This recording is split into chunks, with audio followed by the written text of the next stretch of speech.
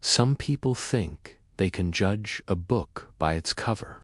But on one sunny afternoon in Brookside, a white woman learned the hard way that the quiet kid with the backpack was more than just a student, and that his mother was someone she should have never messed with. 12-year-old Malik Johnson was the kind of kid every parent dreamed of. Polite, respectful, strata student, and captain of his middle school debate team. That Friday, the air was warm, the sidewalks busy, and Malik was walking home from school with his favorite book tucked under his arm.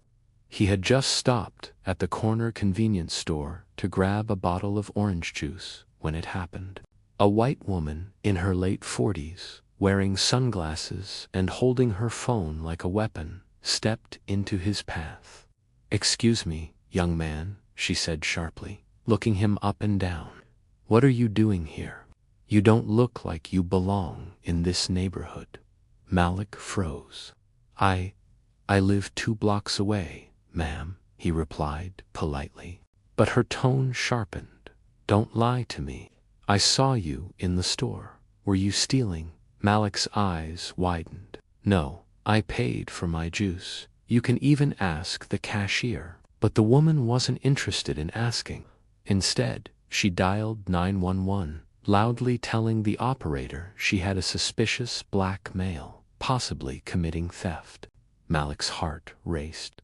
He'd heard stories like this before, kids who did nothing wrong, yet found themselves in danger simply because of how they looked. Within minutes, a police cruiser rolled up. 2 officers stepped out, their faces unreadable. The woman quickly waved them over. "That's him. He was lurking in the store, and I'm pretty sure he took something." One officer turned to Malik. "Son, we need to talk. Do you have any stolen items?" Malik stammered, "No, sir.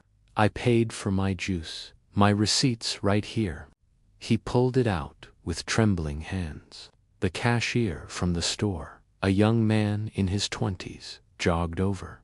"Hey, this kid didn't steal anything. He paid me fair and square. I even remember giving him change."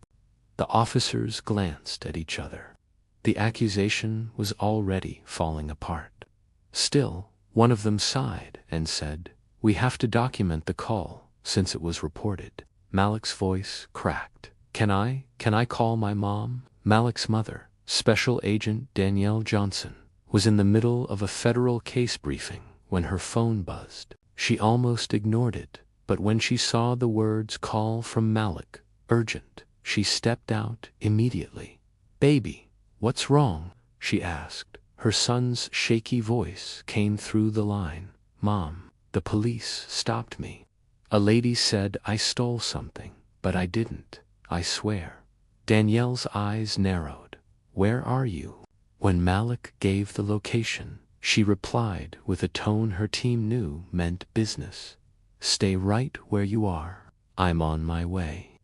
Danielle was no ordinary mother. She was an FBI field agent with 12 years of service, trained to handle everything from hostage situations to cybercrimes. And when it came to her son, she was unstoppable. 10 minutes later, a sleek black SUV pulled up.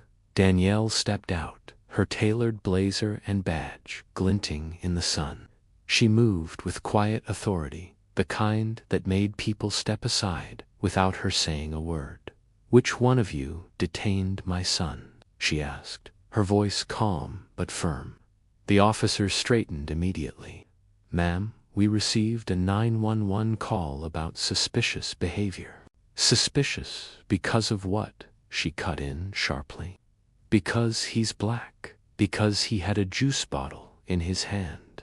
The woman who had called the cops took a step back. I was just trying to protect the neighborhood." Danielle turned her gaze on her, and it was like ice. "By lying to the police, you made a false report, and in this state, that's a crime." One of the officers cleared his throat. "Ma'am, the store clerk confirmed your son's innocence. We're closing the report." Danielle nodded. Good. Now, officer, please take her statement, because I will be filing a formal complaint for racial profiling and misuse of emergency services. The woman's face drained of color. She opened her mouth to speak, then closed it again when she noticed Danielle's badge. Section 5. The lesson learned. The entire exchange was over in less than 15 minutes, but the damage to the woman's ego was permanent. As the officers took her information, Malik stood next to his mother, feeling a wave of relief. Danielle knelt down to look her son in the eyes. You did everything right, Malik. You stayed calm, you told the truth, and you called me. That's how you protect yourself. He nodded, his voice quiet. I was scared, Mom. I know, she said, hugging him tightly.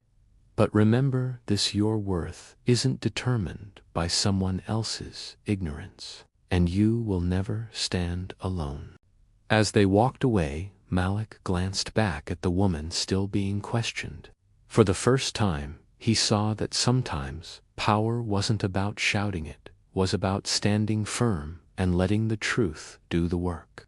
And somewhere deep down, he hoped she'd think twice before making another call like that. What are your thoughts on this story? Comment and subscribe. Lifelines.